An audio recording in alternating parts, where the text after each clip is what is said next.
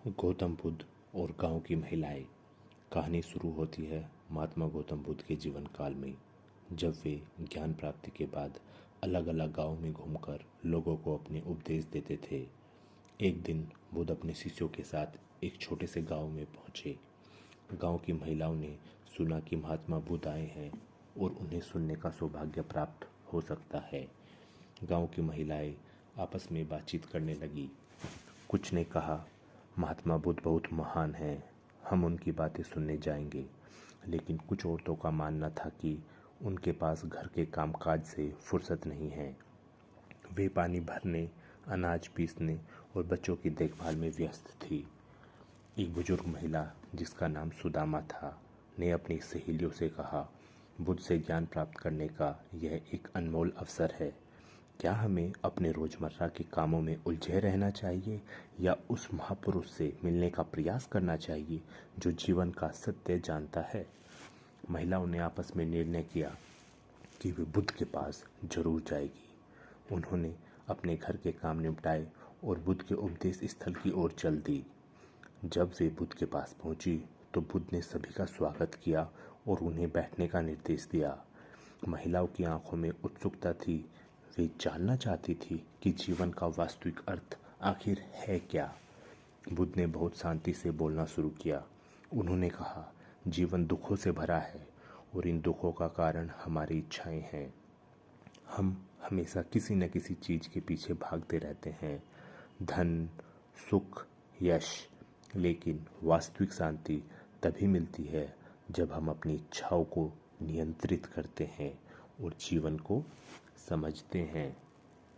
एक महिला ने साहस करके पूछा, हे भगवान, लेकिन हम तो साधारण गृहिणियां हैं। हमारे पास समय नहीं है ध्यान करने का या गहरे विचारों में डूबने का। हम अपने घर, बच्चों और परिवार की जिम्मेदारियों में लगे रहते हैं। ऐसे में हम शांति कैसे प्राप्त कर सकते हैं?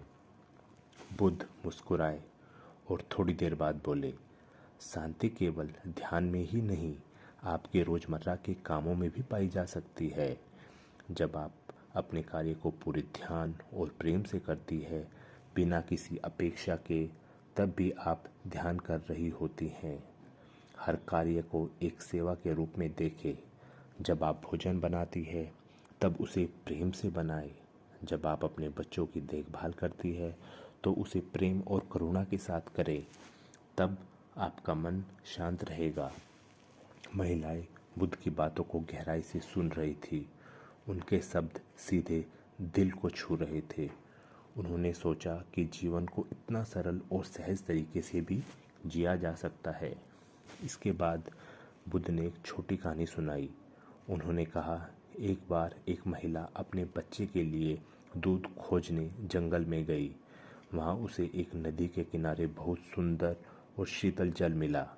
उसने पानी भरकर पी लिया और फिर अपने बच्चे के लिए दूध निकालने की कोशिश की, लेकिन दूध नहीं निकला। वह परेशान हो गई और सोचने लगी कि ये कैसे हो सकता है, जबकि उसे शुद्ध और ताज़ा पानी पिया है।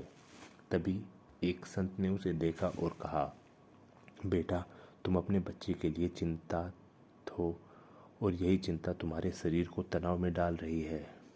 तुमने पानी पीकर अपनी प्यास बुझाई, लेकिन तुम्हारे मन की अशांति तुम्हारे अपने बच्चे के लिए दूध नहीं निकलने दे रही है। जब तुम्हारा मन शांत होगा तभी तुम अपने बच्चे के लिए दूध निकाल पाओगी।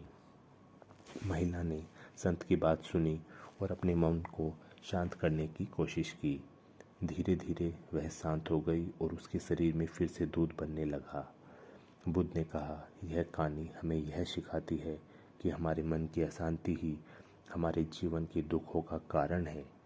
जब हम अपने मन को शांत कर लेते हैं तब हमें हर कार्य में सफलता जरूर मिलती है, चाहे वह घर का काम हो या कोई अन्य जिम्मेदारी। महिलाएं ने यह सुना और उनके चेहरे पर एक नई चमक आ गई।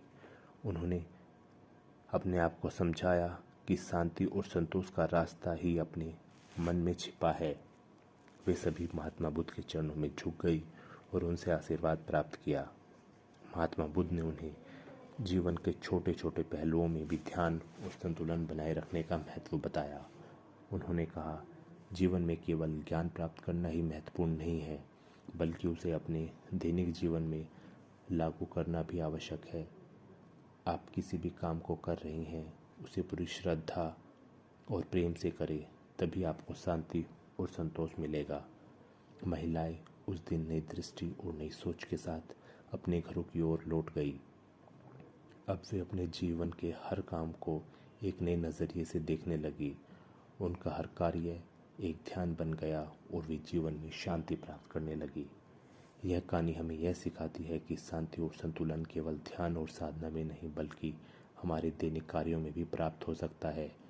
जब हम अपने हर काम को पूरी सजगता और प्रेम से करते हैं, तब हम भी बुद्ध के रास्ते पर चल सकते हैं। धन्यवाद इस प्रेरणादायक कहानी को देखने और सुनने के लिए।